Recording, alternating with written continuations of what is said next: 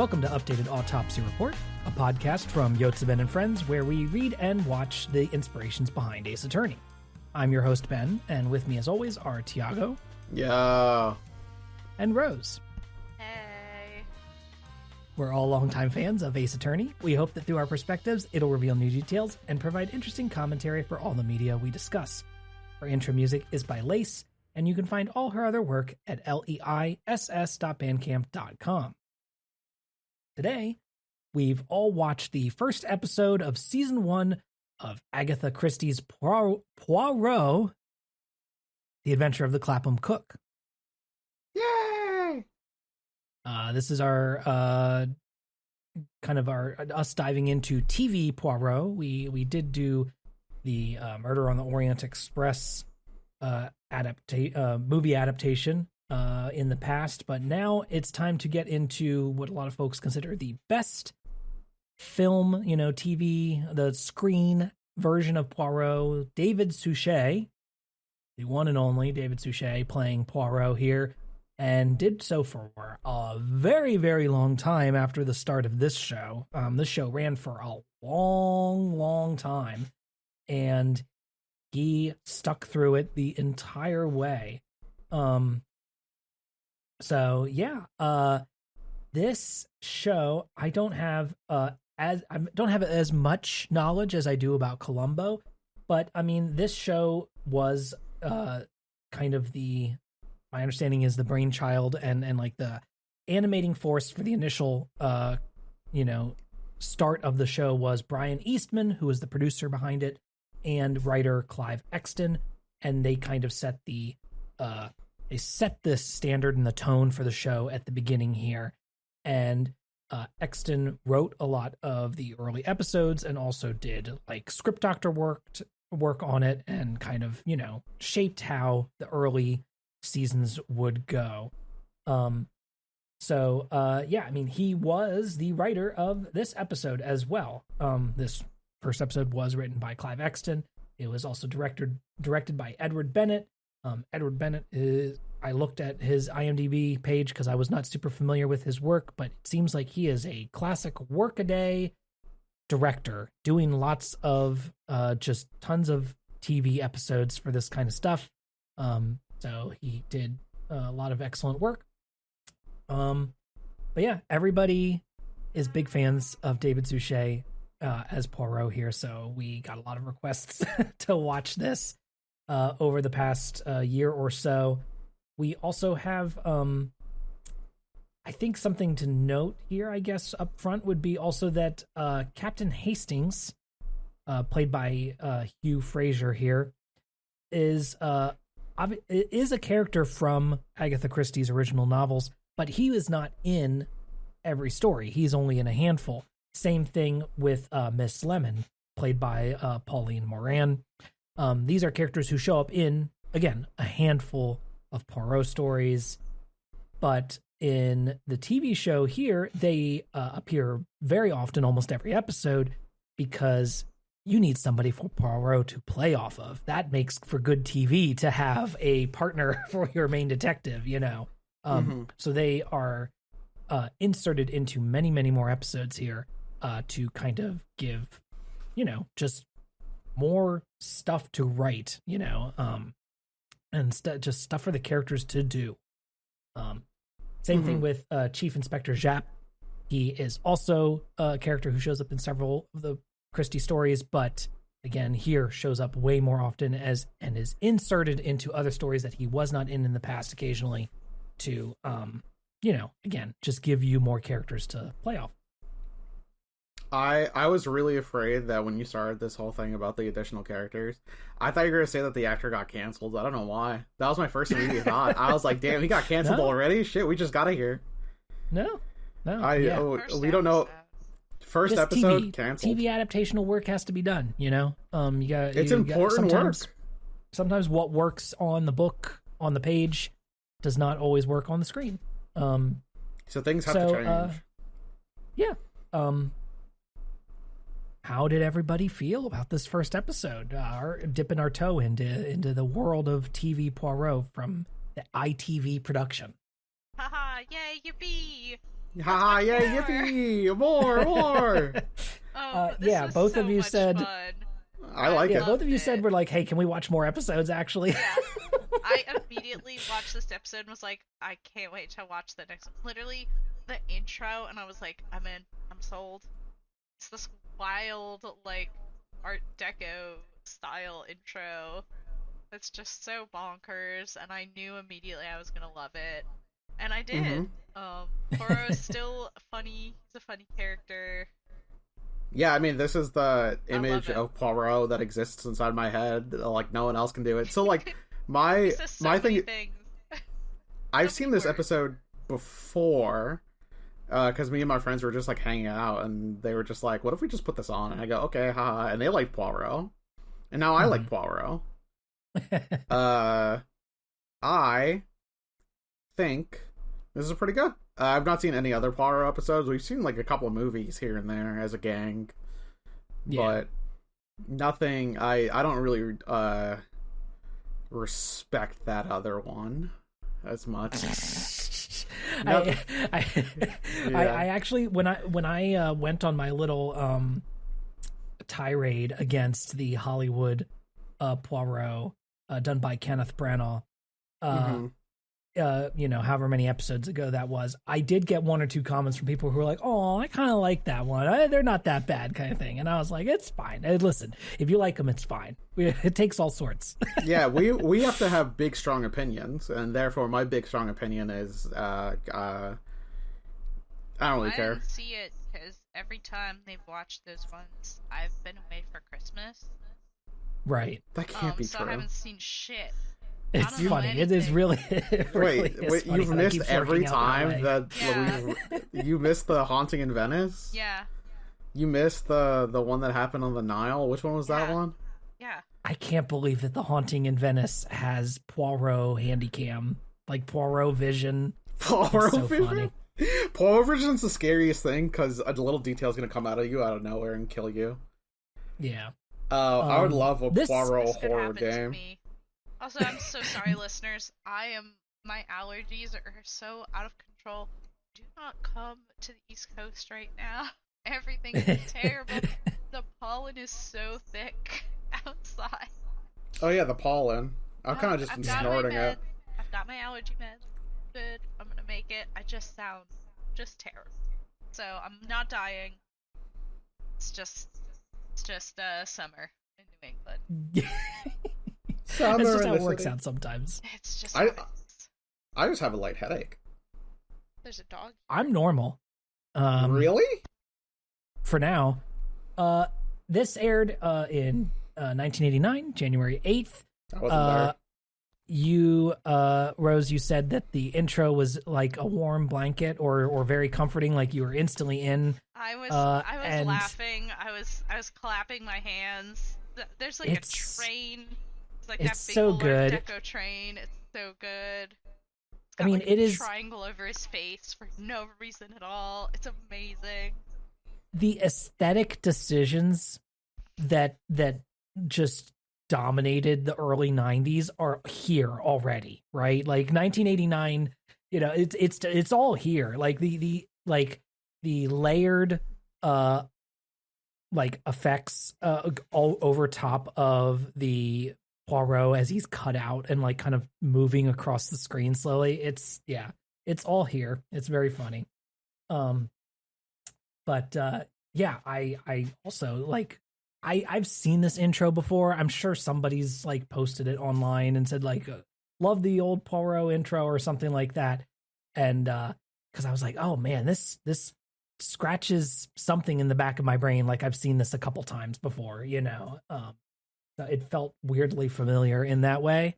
And the other thing, I mean, before I get into the summary, I'll also say is it was just nice to see it's a TV budget, but also there's just some like smart blocking done here and like decent like camera work.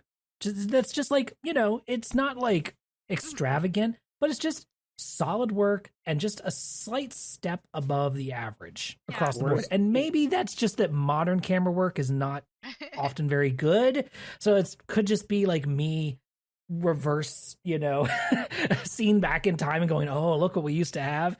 And I try not to be the kind of person who, yeah, I try not to be the person who's like everything old was good and everything new is bad. I do try to not be that person, but it's noticeable when your blocking is good, and there's frequently not very good blocking in modern productions, or at least the stuff that gets to streaming and theaters. So it's nice to just see, oh yeah, I can see these characters laid out nicely. They are moving around the world. It all makes sense. Nice exactly where they are. Where they're going up the stairs in the apartment, and that was where I was like, oh, this just feels nice. Just like, it's nothing crazy. Mm-hmm. It feels nice. There's a couple shots where they're like tight in like these small apartments, right? And that's like tough stuff to make that work. But it never, like, I'm never wondering like, okay, like where are they or anything like that. And obviously you probably had to do some funky tricks with the camera to get it into some of those positions that you needed to get those shots. But yeah, it's just nice work across the board here. Nothing extravagant, but again, just solid, decent cinematography that made everything click into place. So yeah, if anybody else has any other thoughts, let me know. Otherwise, I can dive into the summary. Poirot good. I like Hastings. He's my funny guy. Lemon's fine. I don't really know her. She didn't get a time to shine. Just a hint of lemon. Just a hint of lemon. Just well, we don't want to peel her. That's not. You can't peel people. You're not supposed to. Yeah. Dig up. Okay. I'm out. Here you go. Right. You can take the shovel. Okay. Poirot and his assistant Hastings read the paper to consider possible cases. One involves a bank clerk named Davis who has gone missing with thousands of bank securities, but Poirot is not interested in any of these. However, they're soon visited by Mrs. Todd, who asks him to find her missing cook. This cook just up and left without a single word. Despite initially thinking the job is beneath him, Poirot is eventually convinced. He and Hastings poke around and find that a lodger named Simpson, who's renting from Mrs. Todd, also works at the same bank as the missing clerk. That's a little suspicious. And Mrs. Todd now asks Poirot to stop investigating and pays him for his time with 1 guinea. Annoyed, Poirot has his secretary, Miss Lemon, post an ad in the papers to reach the missing cook. She responds, and Hastings and the detective visit her only to discover that she's been gotten by the classic Australia lawyer inheritance trick. Also, she got her luggage, but it was just wrapped in paper. Her trunk never arrived. But yet, the whole house with Mrs. Todd says that they saw the trunk get picked up. So, where did it go? Poirot deduces that Simpson is behind this, and he likely used the trunk to hide the body of the bank clerk Davis, whom Simpson killed to take the securities. They catch Simpson attempting to board a ship to Venezuela and then track down the trunk with the body inside. 2 solved cases in one go. Poirot, now satisfied with the outcome, reminds himself that no case is too big or too small by framing and hanging the 1 guinea on the wall. I like Poirot in this one because he is pretty cocky. He's very prideful. He's a man who does not accept anything less. He's a city man. He has to travel to the countryside to follow up on a lead, and he steps in mud and he goes, "This air is not for breathing. It is for viewing through a painting, and the artist should breathe." One of my favorite parts when he's like, "This is why artists go out here." Or like he thinks it's like a picture, and he's like, precisely, the artists come out here and they paint it so that we can look at it from sitting in our nice warm drawing room. And this doesn't come up a ton on the podcast, I guess, but like I do paint, and I specifically used to do a lot of plein air painting, which is where you go outside and you paint what's outside. Like that's literally what I would do. Yeah. I just thought it was extremely funny for some reason. Where they're out there and he's like, look at all the beautiful countryside, absolutely disgusting. There's no buildings, there's nothing. This is every time I look at the countryside, I'm like, I can't handle it. It's so beautiful. Poirot. I love it. This is where you get murdered. I'm right there with it. There's pollen out there. There's pollen. There's pollen out here too. It doesn't make any difference. The pollen's coming from inside the house. Dude, it better not be. I don't know if that's quite how that works, but it's coming from. It's in our vents. It's in our walls. It's in our lungs. It's in our blood. Well, I'm part of the reason I'm so bad is I ran out of my name brand allergy medication. Thank God he didn't say that. Sorry, my allergy medication, my generic brand allergy medication that I won't name. Thank God he didn't name it. A couple days where I didn't have it, and I think that was not helping my case. That was the setback. It didn't help with the other things going on. I definitely gave myself heat stroke at Pride. Happy Pride, losers! What the fuck? Happy Pride. Happy Pride. I was there. Yeah, I was very sick when I got home. I can tell. I mean, you did not look well literally the entire time, and I was like, "Yo, buddy, do you want some of my Coke Zero?" That's all I had. I didn't have water. I had Coke Zero. Wait, I shouldn't supposed to say the name. Fuck. Would you like some of my Cola Zero? My zero sugar beverage cola. Hey, listeners, most of you are probably old enough to know this, but if you're dehydrated, don't drink soda. What?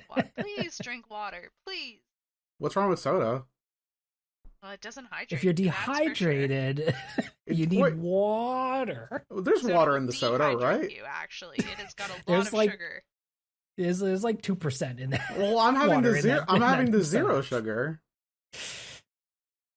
Yeah, but that's still not that helpful in the grand scheme of things. Maybe that's why I'm pure really water is always going to be now. better. I know you're doing a bit, but you think I'm doing a bit? Anyway, happy Pride. Happy Pride for watching Poirot. It's Poirot Pride.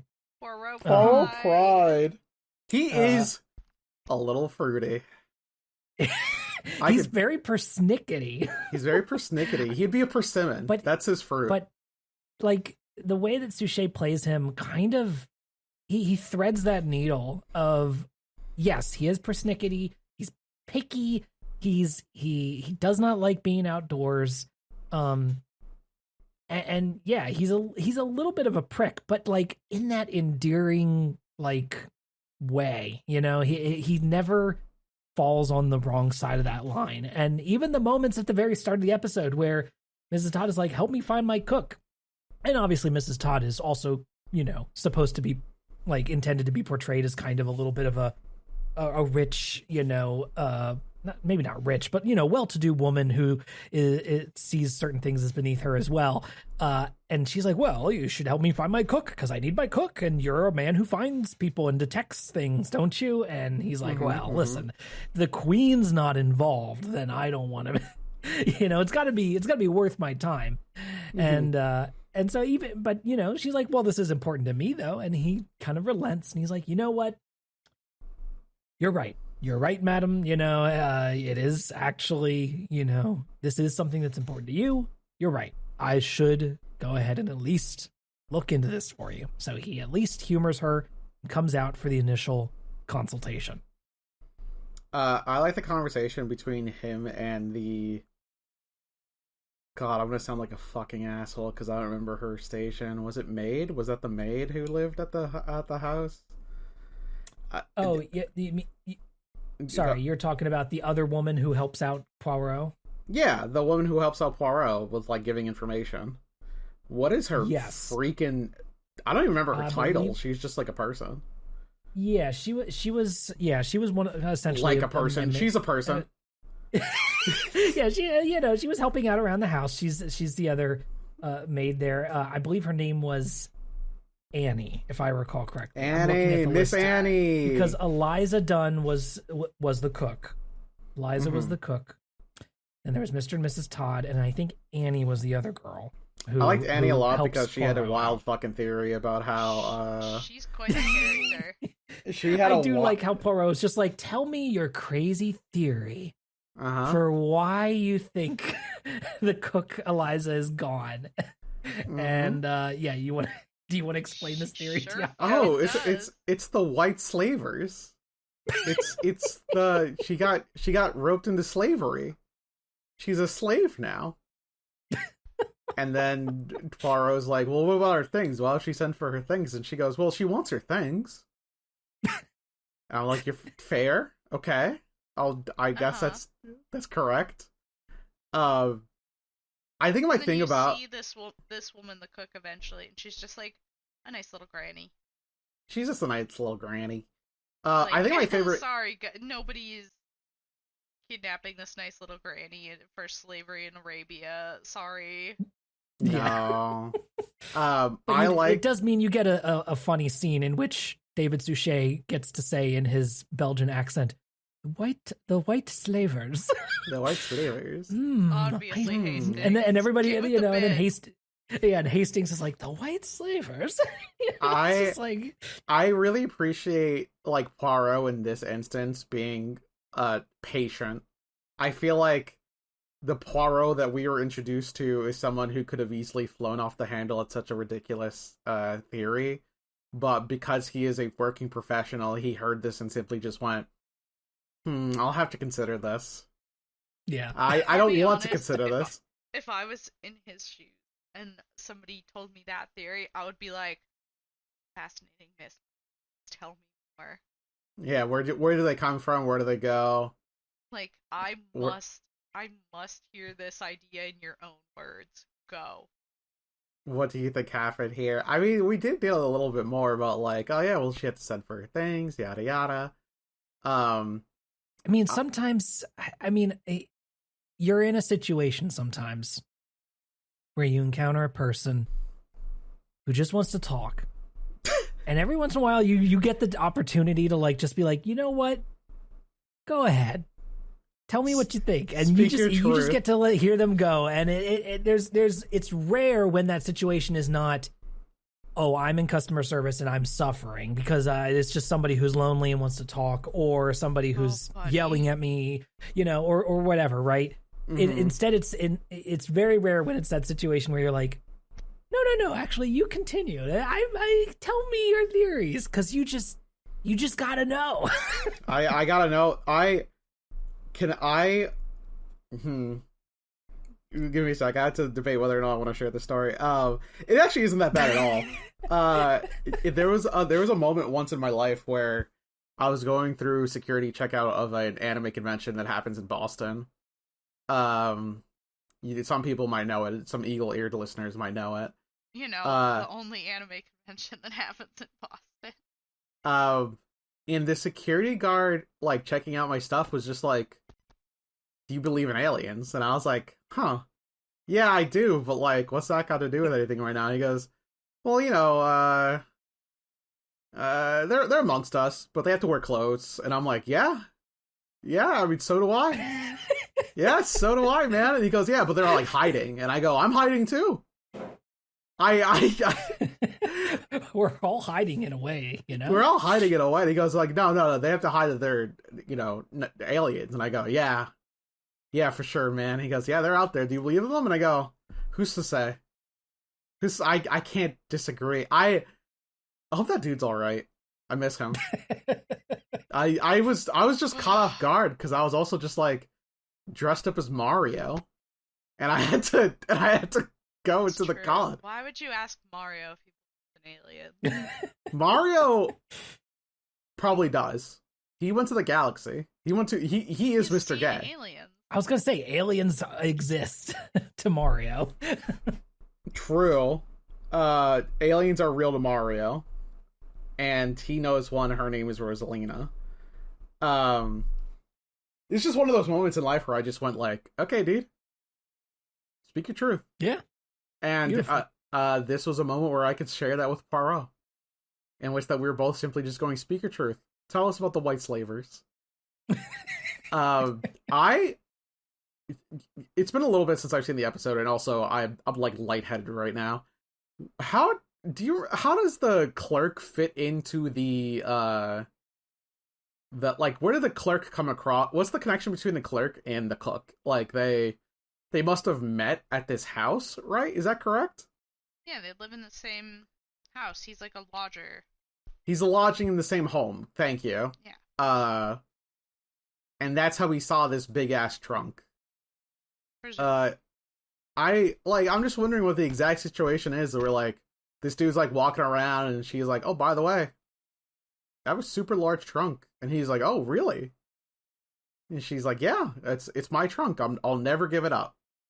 And he thinks to himself, well, this is the only way I can get that fucking trunk is by pulling the old Australian lawyer bit. Quite possibly the most insane bit I've ever seen in a piece of media. Would that work? Okay, modern day age, that wouldn't work, right? Like, we couldn't just walk up to people dressed up as an Australian and tell them that they're inheriting a bunch of money and they have to move right now. I feel like there's a lot of things. More steps these days. Yeah, because everything's online now. You have to make an online trunk or whatever. Because it's just such an insane bit, right? Like, it's insane. It's more elaborate than it needs to be. I mean, if he needs a trunk to hide this body, he doesn't need to use he found the trunk that the cook had in the same building he's living in. He's like, oh, that's a perfect trunk to hide a body. And I can put the body in it and send that trunk out, and then people will not suspect there's a body in it. That's the rough plan, right? And that's why he concocts this whole pretends to be an Australian lawyer plot, sends her away so that her trunk can be sent away. But obviously, if you think about this, it's like, well, you could just, I guess, buy a trunk from somewhere. Or some, like some other, because by sending her away now, he draws attention to the fact that she's gone, and thus everything spirals out into it. But listen, we're in a murder mystery, so we got to have a reason for something weird to happen in the first place that gets the detective involved. But yes, I think it's as simple as that. He just is like, well, this is the perfect trunk. If it gets shipped out because she's leaving, then nobody will question it. But also he dresses up as an Australian lawyer and does a silly accent.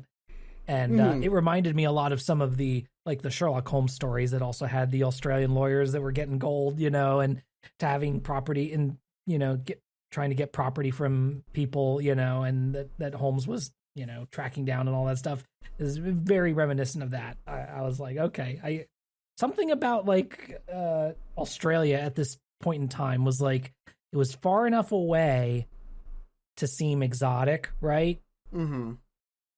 But I guess it still had, what's the connection here? It still had white people? is that it? So that the white slavers. They speak English there. They speak English, right? They're, so they could still interact with all of our characters, and you don't have to, they're still British worry about enough. And nobody wants to talk to Canadians. I'm sorry, Canadians. There's no reason for. I'm just. It's fine. I'm a little bitter about hockey. It's okay.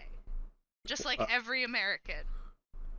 I'm gonna walk away from hockey. I feel like Rose is about to say something that she can't take back. Apologize for being better at hockey.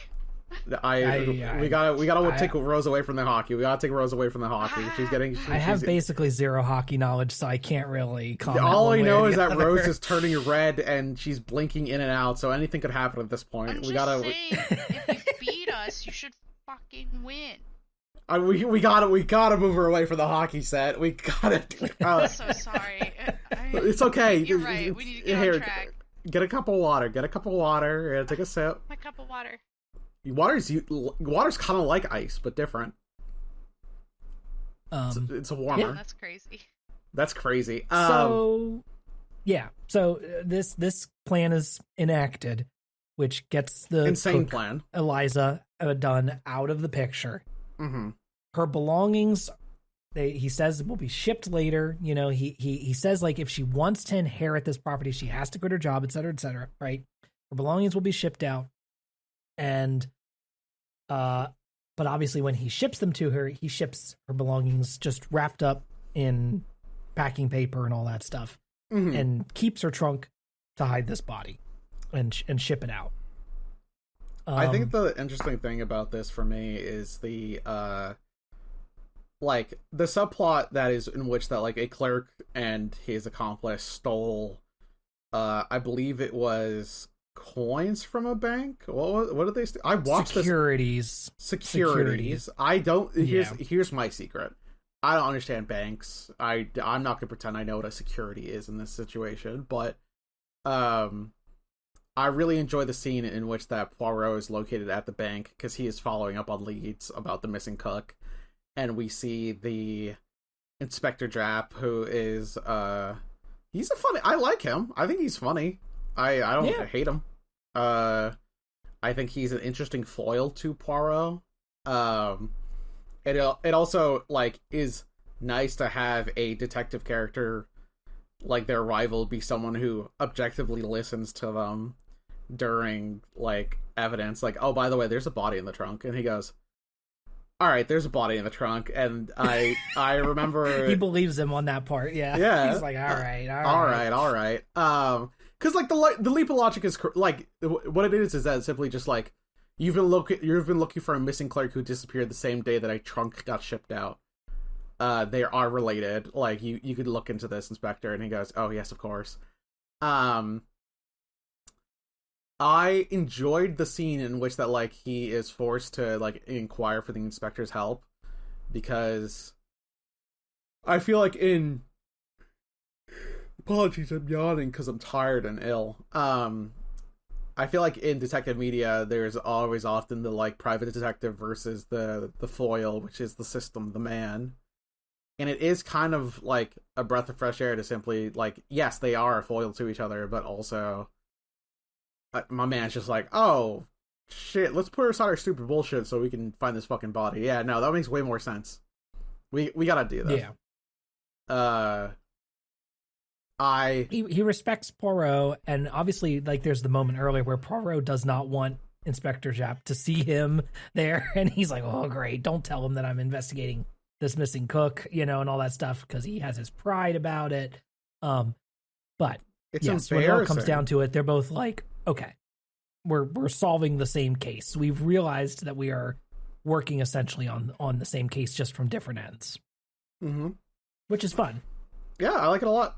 I also really enjoy the scene in which they like Poirot is hiding away from the inspector by like pretending to check stocks or some shit. Be like, Inspector.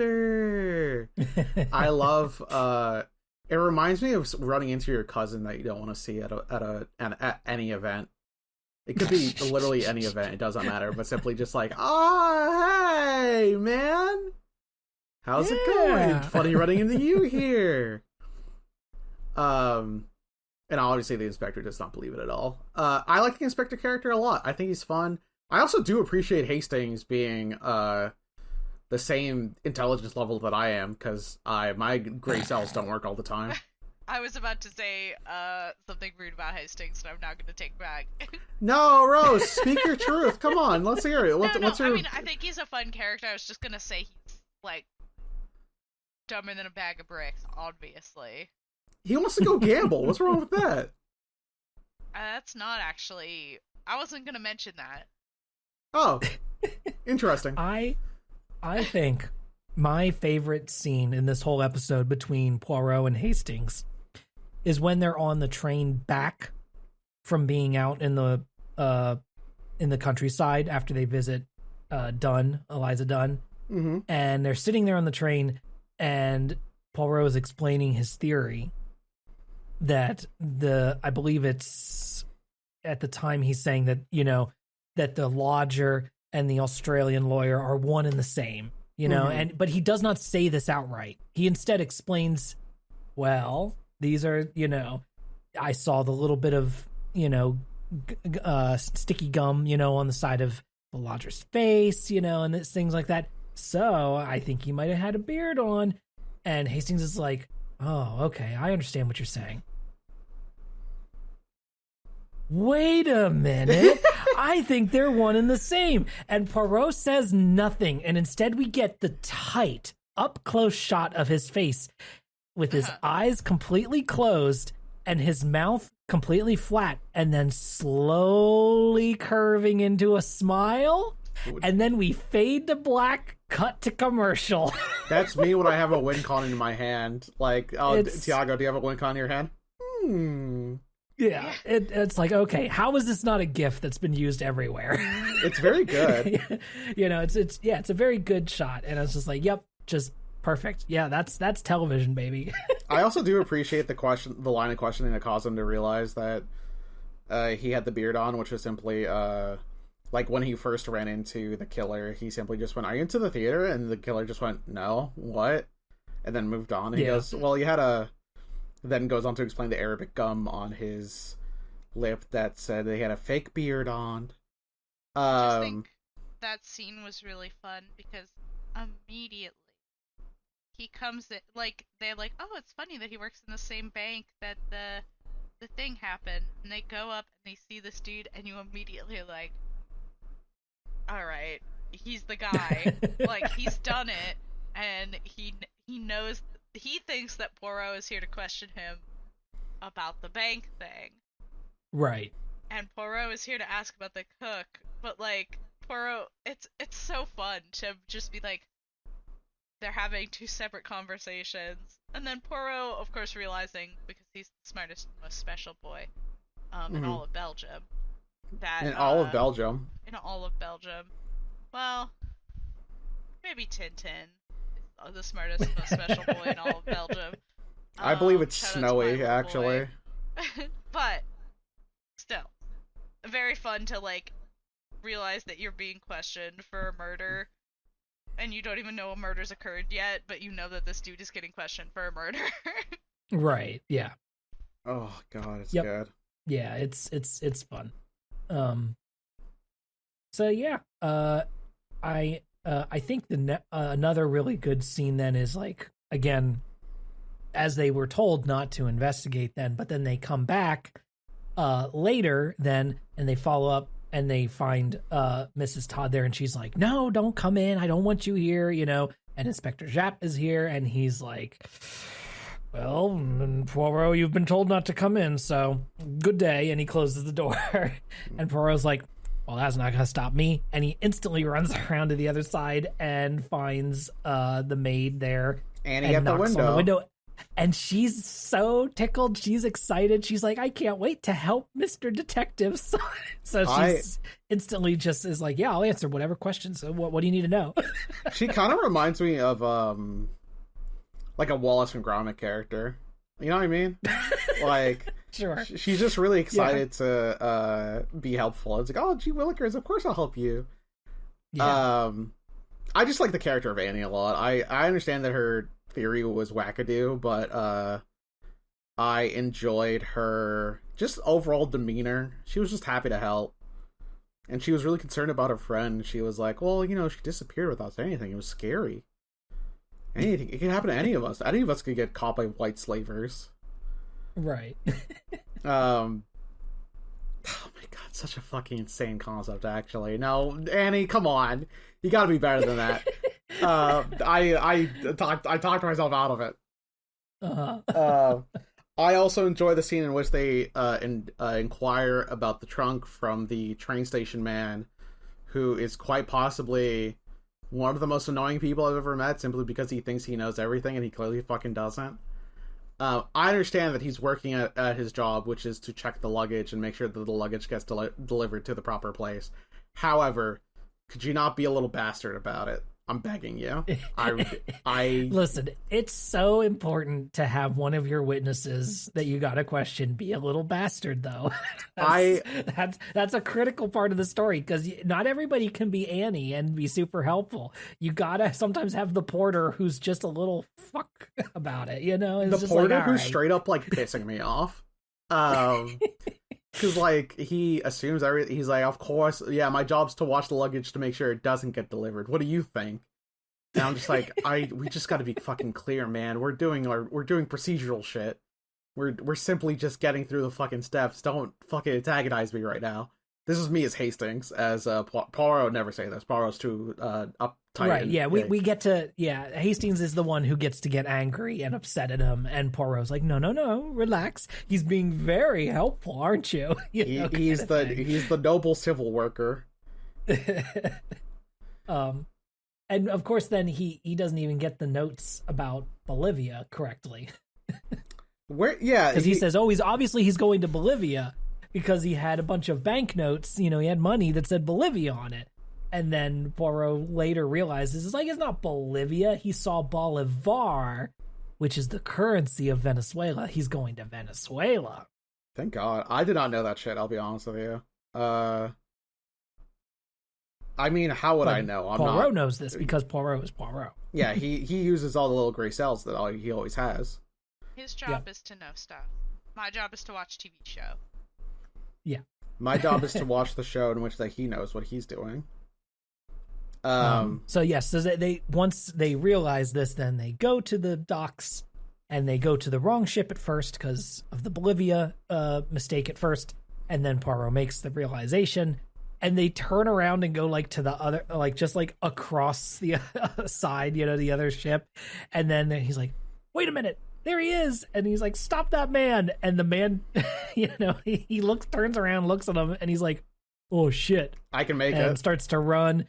And the two cops do the kind of weakest grab ever, and he goes, oh, and they got him, crumples, and it's just like, oh, okay. Got him, I guess. Got him. Didn't even put up much of a fight. Well, listen, we don't have that much time left in the TV show. We gotta go. Yeah, it's true. You had 2 minutes left in the episode. We had to hurry. I mean, we spent so much time on the fucking scene where Poirot put out a paper ad about the cook.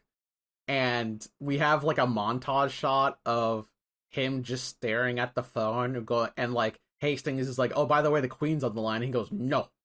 And he's like, well, what about the ambassador? No Hastings. And he just stares at this fucking phone. And I'm just like, brother, at least I don't know, go get a sandwich. Or at least get Hastings to get you a sandwich. Me when I'm waiting for my shipping information to update. Ben, you have no idea how much that I've sat in front of my computer hitting refresh being like, where's my fucking package? I think the invention of package tracking is actually a detriment to society. I'd prefer not to know. I think containing that information has actually damaged me in a way that I'm not ready to comprehend it or handle. Right. I need to be placed, I need to be like an ostrich, I need to have a bag placed over my head, I need to be told it's night. That's the only way I need that. That's the only way I can handle packages. Okay. You know what I'm saying? I mean, that's one way to go about it. Yeah. I am a dog sitting at the window, and I'd rather be told that there's no one showing up as opposed to he's showing up and he's a minute late because human beings are human beings, and therefore anything could happen to my package. I got tight once because I lost a shirt on the mail, and I've never forgotten it. I've never forgotten so much shit in the mail. I know it's frustrating, but I can't fault it. There's no one to fault. There's a whole system in place, and the system failed. So to blame a specific person, it's not in my nature. Except for all the other shit that I blame people for. That stuff is totally fair. Yeah. God, I feel like I'm losing my mind. I just felt like the montage scene, while kind of funny, we could have made shorter. We didn't need. I appreciate Miss Lemon being there. I appreciate the letter that Miss Lemon types to the lady being like, we refuse your money and also we'll continue this investigation. And then Hastings is being like, you want to use a different word? And he goes, are you sure? And he goes, yes. I love the relationship between Hastings and Poirot because there are just certain things that Poirot 100% trusts Hastings with, and then there are some where he just absolutely is like, no, absolutely not, that's crazy. Right. And meanwhile it's about Poirot's how he folds the collar of his fucking shirt, and then he's goes to Hastings and he goes, alright, so tell me about whatever the fuck people are dealing with nowadays. I don't get it. I feel like if it was the modern day, Poirot would not have social media, but Hastings would have social media. And Hastings would curate, what Poirot gets to know. Hastings has to tell him what's on TikTok right now. Yeah, Hastings is like, we're actually not on TikTok. You're not allowed. And he's like, why not? He says, Miss Lemming said that we're supposed to record a short. And and Hastings goes, no. That will not happen. No. You can't go on. I'll go on instead of instead of looking at the newspaper for new possible cases. Instead, Hastings is just scrolling Reddit. Fucking Instagram reels or whatever, and just looking for. Oh well, looks like somebody posted about yes, their cat going missing or something like that. Should we help them out? No. Only important cases. Tell me about this fire fest. Sherlock Holmes would be on Nextdoor, like desperately looking like because oh it's so my opposite. God. It's Fucking so Christ. opposite of Yeah. because Sherlock prefers these ordinary cases. Right. Like obviously, murder is exciting, but he likes something that's genuinely difficult, and he's pretty good at catching murderers. They'd be so busy if they were on Nextdoor. They'd be so busy because all it would be is stolen Amazon packages, missing dogs, and people complaining about fucking ding dong ditch. Yeah. Oh yes. My Ring camera caught a boy coming up to my door wearing a black hoodie and jeans. Does anybody know who this is? And he was Just Sherlock like, Holmes is like, every yes. kid ever. What the Sherlock fuck are you Holmes talking about? And then he'd be whining because nobody has any good cases for him on Nextdoor, and then he'd like find something that turns into something else. I think we got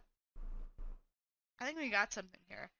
I don't know if I want Who do you it. think would let us make like a modern retelling of Sherlock Holmes? Do you think the BBC would maybe let us do that? I think if there's one people who But would, he's like internet pilled, is what you're saying. I feel like if in there's some one way. person who would never let us touch the BBC, the Sherlock, it is BBC. I feel like we gotta pitch this to whatever channel does that one show about all the EMTs, 911 or whatever. You know that show I'm talking about? The one where the bee storm? Yeah, no, I know what you're talking about. I know what you're talking about. They might let it. I just can't bring it to mind because I don't watch broadcast television anymore, unfortunately. I mean, I also don't. Ben, I asked you to add the Among Us show to our Plex server because that's like. Because I was like, I mean, that's not broadcast television either. I'll tell you that. Oh yeah, So good point. That's so true. But yeah, I mean, I bet we could get on Tubi. I mean, anybody can upload shit to Tubi. Dude, y'all want to start our own? Take us. We could start recording some stuff in Source Filmmaker. Probably get a Tubi show. I know, yeah. Like we could just start putting the podcast on Tubi. I bet they'd take us. I honestly would add some terrible video component to it. Everybody says podcasts has got to have video now, so why not just add like a shitty PNG tuber to it or something and slap it on there and go to town. There you go. Can we do like Ken Burns style where we just like bounce around? That would be better. Image? That would be better. Ken Burns style, like slow pans of JPEGs that we ripped off of Google image search. I do want to announce that I fucking love Ken Burns. I love Ken Burns documentaries. I am all about it.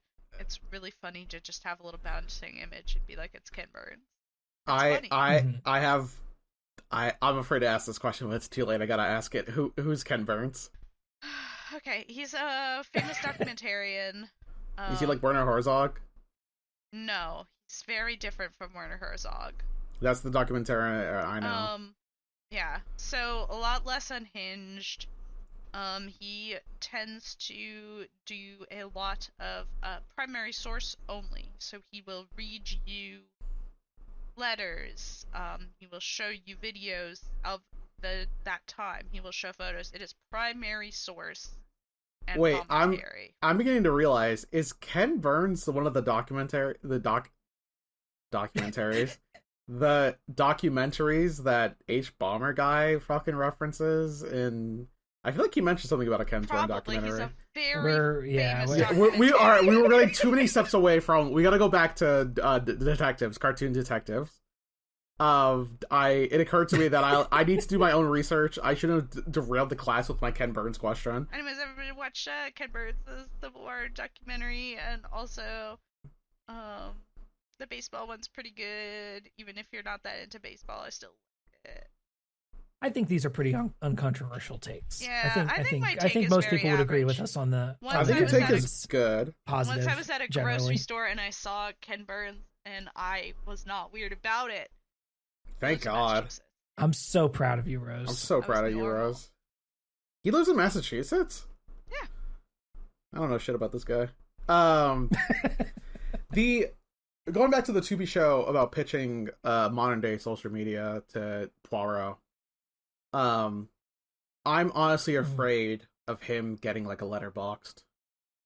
I wouldn't know how to handle it. I think I would. Do you think Poirot's going to see movies often? I think. Well, here's the thing. I don't know. Here's my thing. Just from like, I've only seen a couple of movies with Poirot. I've only read one story, and I've only seen this one episode of television with Poirot. Sherlock Holmes has a letterbox. We know that for sure, right? Like, I feel like he watches enough shit to have a letterbox. He does, sure. But it's all him just absolutely shitting on like crappy true crime documentaries. What's crazy is I agree with that sentence. Also, I looked up. Rose has just posted Ken Burns in the chat. And this is not the Ken Burns I was looking at. I was looking at a different Ken Burns. It occurs to the I don't even know how to get us back on track. We keep talking. We keep talking. Okay, I think Sherlock Holmes has a letterboxed, and I think he has very in-depth like systems of how he rates things, you know? Mm-hmm. Like, he's doing half stars, and he's differentiating between what he hearts and what he doesn't heart, you know, on there. He like has a system for it.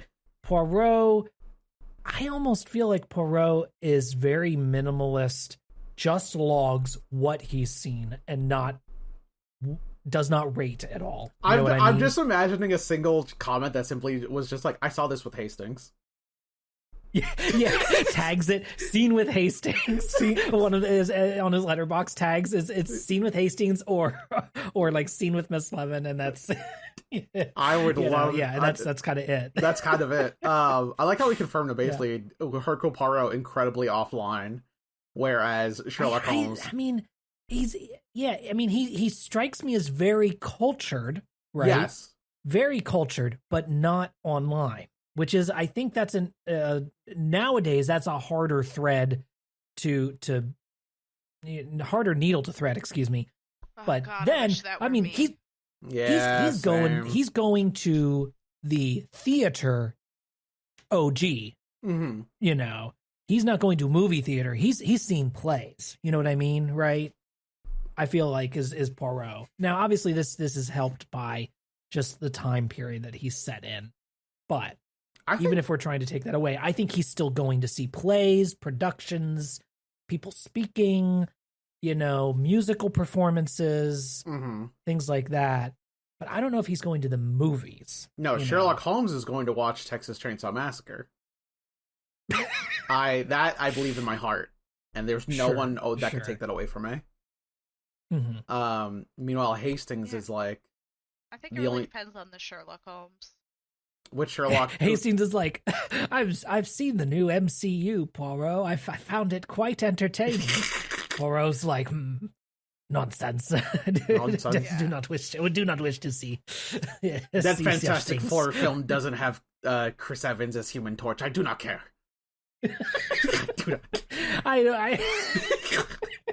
It's a funny thing to say, but I don't think he'd say that, though. I know. But it is a very funny thing. No, what you've said is very funny. I can't. Funny. He doesn't know who Chris Evans is, though. I think he would not know who Chris Evans is. You know what I mean? I wish he did, though. No, I don't. I take that back. Anyway, Chris Evans, a nice boy from Concord, but he would have very strong opinions about like ballet performers or something. You know what I mean, right? He'd probably critique like choreography or stuff like that in a film. We're gonna watch more Poirot, and we're gonna find that we're totally off base on this. Yeah. People are gonna be like, "You don't understand Poirot yet." The listeners are yelling at us right now. The listeners are gonna send us a letter with some funny stuff in it. Yeah. Any person who thinks that we have crazy takes on Hercule Poirot, Sherlock Holmes, whatever detective you enjoy, remember that we're people too. Okay? We're our takes are bad sometimes. Our takes? Hey, guess what? It's how you take it. Ooh, there you go. I actually just did the absolute cinema pose in my chair, though that's not something I can no, I just think listen, we read the book, we watched the episode, we like it. I like the kill. I mean, the thing about the actual mystery is that it's a pretty simple one. Like, it's not like there's a Rube Goldberg machine killing a guy. It's this guy killed somebody. We only have like so much time. It's good. Yeah, exactly. You gotta get in and out in 50 minutes. You know, you gotta have room for commercial breaks. And and I'm sure, like, we have not read the original short story that this is based off of. I shan't. But I'm sure there were some tweaks, to the plot on top of this. There always are, right? Obviously, we have the tweaking of some of these characters that are showing up here, Hastings and Miss Lemon, that sort of thing, as well. So, I think when it comes to stuff like this, I'm more, like, enchanted by the character of the detective than I am the actual content of the mystery. Because, like, the concept of the mystery is simply... Your detective is carrying it, right? I mean, I think there's, like, certain situations where, like, the detective is not the interesting part, and I'm trying to figure out who done it, quote-unquote. Like, we've definitely read or watched something in which that, like, oh, yeah, the mystery is the most interesting part about this. But for me, like, it's the characters. It's Hastings. It's Lemon. It's Poirot. It's the inspector. It's Annie with her crazy theories. We low-key didn't even talk about the fucking maid who lived out in the countryside. We, like, kind of brushed over it. I mean, she's absent for most of the episode. We only really get 2 scenes with her. One where she's meeting the quote-unquote Australian lawyer, and one where Poirot and Hastings meet her. Yeah, she got tricked by a non-Australian. I mean, good for her. She got a fucking house on the countryside, which is kind of crazy. Well, it sure seems like she's not going to have that house for much longer, because it sure seems like the deed and everything that she was given was faked, and it's just a house that's been leased, or rented or whatever, and she's just going to be there for a bit. We're not taking away her house, are we? I mean, Poirot, it says he has one sentence that addresses this, so it's pretty it's an offhand comment, I think, but he says something to the effect of, I think Miss Eliza Dunn will only have her house for another 6 months at most, or something like that, or however long the lease lasts or whatever. That's so sad. Implying that, yes, that Simpson just tricked her into this house, and that he rented it or leased it from somebody else, So that's fucked up. We can't be tricking ladies like that. She'll probably be going back to Mrs. Todd soon, asking for her job back. Is the unfortunate part. I can forgive the murder, but, like, tricking people? He's not above just tricking an old lady. He's willing to kill his friend and coworker. He was also willing to dress up as the lawyer. That's a good point. Yeah, I guess he is in his nature to lie and thieve and steal and kill. We can't trust this fucking guy. He's a banker. We gotta get rid of this guy right fucking now. What? I feel like I was watching another episode of, like, a mystery or something in which that, like, a coin was the... like, some other finance-related mystery in which that, like, it seemed, like, possibly unrelated, but then it became related. I don't know if we did that on the pod or not. Maybe I'm hallucinating. Or I could just be misremembering. That makes more sense. Yeah, I don't know what to tell you on that one. Dude, we're all... okay, maybe I'm also being affected by the fucking pollen, because I feel crazy. Do you think... So... there was a lot. There's so much. Hear me out. You can just reach out and just wipe it off any surface. I want to have, like, a King in Yellow variation, but he's covered in pollen, and that's what drives people mad. That's why he's yellow, is because of all the pollen. Right. Do you think that's got legs? Yeah. Hey, you've got something there. Okay. Yeah. I think it's workable. It's workable. Thanks. So Poirot hangs up the guinea, the one guinea that Mrs. Todd paid him to fuck off. His favorite dollar. But he didn't. And so he hangs it up on the wall. Remind himself again that, no case is too big or too small. And an elephant's faithful. That's our little moral we end the episode on. And it was a good time. I'm excited to see what other morals we're going to learn in other Poirot episodes. I think the one from the book that we read was that you shouldn't kill people. Yeah, a lot of murder mysteries, usually the moral is don't kill people. It's a pretty common one. I've been hearing this a lot. But it's coming out of the grapevine. I'm hearing it. I'm seeing it in my letterbox. But reviews. Sometimes it gets a little complicated too. Oh, complications. Yeah, that is the interesting part. Is when it gets complicated. Then it's kind of like an Ace Attorney mystery. Oh yeah. Only Ace Attorney mysteries are complicated. No other mysteries are complicated. Only Ace Attorney mysteries are complicated. We're trying to unboss baby ourselves. I'm trying to get. Never mind. It's too late. You cannot reboss baby yourself. No, I know. Now. No, I agree. Yeah. I agree. I was just gonna say a sentence, and then I saw the end of that sentence inside my head. And I didn't like it. I didn't like what I. Well, yeah. We've slowly been learning more. I mean, obviously, I think we've all seen. Before this, we'd all seen some murder mysteries, but now we've been really getting into all corners of it. Kind of filling out the graph. You know what I mean? Mm-hmm. And making sure our chart, every little box has at least one pip in it. We might not be watching every Columbo episode. We might not be watching every Poirot episode. We might not be reading every Shin Honkaku mystery out there. Aww. But we've got to at least have 1 or 2 or 3 of all those in every box, so that we've got a little something. We're at a table at a party, and it's important that we take our little plates and we grab a thing here, a thing there. We got all our mystery hors d'oeuvres. Mystery hors d'oeuvres. I want a pig in a blanket. Mystery hors d'oeuvres. A little olive. Mystery hors d'oeuvres is actually a pretty good party idea. Now that a mystery hors d'oeuvre party where you don't know what is in the hors d'oeuvre. Oh, I thought you were gonna say that in which that one of us dies. Yeah, we should have a party. A little olive that looks like an eye.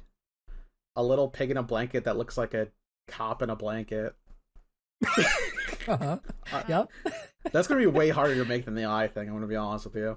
I don't have any other. Those are the 2 hors d'oeuvres I know. Yeah, I'm sure we can brainstorm it. Shrimp. There's a shrimp world. We don't have to brainstorm it on the podcast, though. I want shrimp. Not right now, though. Depends how long you want to make the episode. Not that long, because honestly, I'm lightheaded. I need to lie down. I feel like for some reason I've become more ill during the recording of this pod. We've done this before. You've said those exact words No, before. Impossible. That can't be true. I deny you that. It's that. really funny that I started the episode being like, I'm so sorry, everybody. I'm a little sick. I'm doing my best. And now Tiago's like, I'm dying. And the podcast. My head hurts. Tiago's like, put me in the coffin. My head. Yeah, but I'm going to drag you 2 in here with me. Fuck it. Yeah, I'm not going alone. What the hell? I feel fine. I'm perfectly normal. Is there still. pollen in the coffin? Oh, weirdly enough, that's exactly what the coffin is made out of. Pollen. Never mind. I'm not coming. Dude, imagine a bright yellow coffin. That kind of upset me, actually. I saw those TMNT coffins today. And that was fucking knew it. Really... I goddamn knew it. I saw that thing too, Ben. I saw the TMNT coffin too, and I thought to myself, surely none of us will say something about it. And well, surely none of us will bring up the Teenage Mutant Ninja Turtle themed coffins that you can buy. I mean, listen, that's tragic. That's tragic. You see one of those. You see one of those. It's like the only way it's not funny, like sad, is if. I mean, no, it's funny. It's funny either way. It's funny. I mean, if Leonardo's in the Leonardo coffin, that's funny. If it's a kid in the Leonardo coffin, that's sad. I agree. But no matter what, there's no there's no good way to come out of it. You know what I mean? What's incredible too is that because the TMNT, because of turtles, they're like a little short. So even if there was a turtle in there, you wouldn't know whether or not it was a turtle or a kid. You'd have to open it to find out. We gotta get out of here, man. I'm leaving this mortuary. I'm leaving this fucking place. We're keeping it in. That'll do it for us this week, folks. This won't make any goddamn sense otherwise. You can keep up with the show via our website, which is, if I recall correctly, updatedautopsy.report. That lets you stay up to date on everything we do, has links to all of our social media accounts, and our YouTube channel, which, again, features Let's Plays and other fun videos. That's youtube.com/@Yotseben. You can follow me on Blue Sky under the username Yotseben, where I am occasionally posting funny jokes that I think up late at night, or nothing. I don't know. Sometimes I try not to be a poster anymore. So, Tiago, where can people find you? You can find me at Tiago Time on Blue Sky. I am posting. I'm saying whatever dumb shit comes to my mind. I'm posting it out there. And if you see it, good. If you don't, good. Happy birthday, Iro. It's your birthday. We love you. Yeah, we are recording this on our good friend of the pod, Iro's birthday. This will come out later, though, so if you have not, by that point, just go visit his blog, his website, obsidianmoonshine.com, and go read some of his excellent work there. I like his post about Final Dungeons because it makes you think, like, the context of dungeons inside of RPGs. It's very nice. I'm done talking. I like how he puts, like, a lot of serious thought into things, unlike us who just spent a solid 5 minutes talking about a Teenage Mutant Ninja Turtle coffin. Even if we wanted to cut it out, we can't now because we're... Okay, I'm done. Rose, where can people find you? You can find me on Sky, where apparently, if you post a picture of food, your shit blows up on the Discover feed. So everybody watch out for that, because apparently everyone thinks that if you post a picture of food, you are actually DMing it directly to them, and they feel the need to tell you what they think about it. Yeah. Really weird vibe for a social media website. I guess that's kind of a Facebook thing. I don't know. Wait, weird. Are people DMing you? Not yet. They shouldn't. I will. There's something about Blue Sky that, like, where when people see a post on their Discover feed, they act as if it was meant, the post was directed at them, you know. Yeah. They just go like, oh well, that's, you know, why I don't understand why you would send this to me. I don't know why you would talk to me about this. And it's like, I posted it on my feed. Why are you doing that? Oh, I love pretzels. Okay, good girl, me too. Like, what is happening right now? Who are you? I'm not saying you can't like my stuff or share it or whatever, but it is funny the weird tone that things take sometimes. It doesn't bother me per se. Oh jeez, they're at it again. But it is interesting, and I have seen a little bit of that on Facebook, but only with the very elderly. So it's weird to be seeing it on this website, this other social media website, where the demographic is like not that much older than me. No, it's mostly millennials. Yeah.